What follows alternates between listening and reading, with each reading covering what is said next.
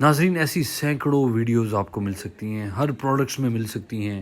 ہمارے پاکستان میں ہر چیز کی 2 number copy, 3 number copy, 4 number copy available ہوتی ہے، اور یہی لوگ یہ جس طرح آپ دیکھ رہے ہیں دودھ کو گاڑھا کرنے کے لیے، اس کی تھکنس کو بڑھانے کے لیے اس میں کیمیکل کا استعمال کر کے نسلوں کو تباہ کرنے کے لیے جو کرنے کا جو سامان تیار ہو رہا ہے آپ خود دیکھ سکتے ہیں۔ اور یہی لوگ بائک آؤٹ کرنے کا کہتے ہیں کہ یورپین پروڈکٹس کو ان کا بائک آؤٹ کریں کیونکہ وہ 1 نمبر ہیں، اور ہم سے یہ 2 نمبر زہر لے کے اپنے بچوں کو، اپنے خاندانوں کو سلو پوائزننگ میں انوالو کریں۔ تو میرا آپ لوگوں سے یہ سوال ہے کہ کیا ہمیں ایسا ہی کرنا چاہیے جیسے یہ لوگ ہمیں ایموشنل کرتے ہوئے مینٹل بلیک میل کرتے ہیں اور ہم لوگوں کو، سادہ لوگوں کو خراب کرنے میں اپنا کردار ادا کرتے ہیں؟ اور یہ آپ دیکھ سکتے ہیں راولپنڈی اسلام آباد میں 200 روپے کے جی جو دودھ ملتا ہے، اس کے اوپر جو ملائی ہے اس کی کیا حالت ہے، اور یہ کتنی زیادہ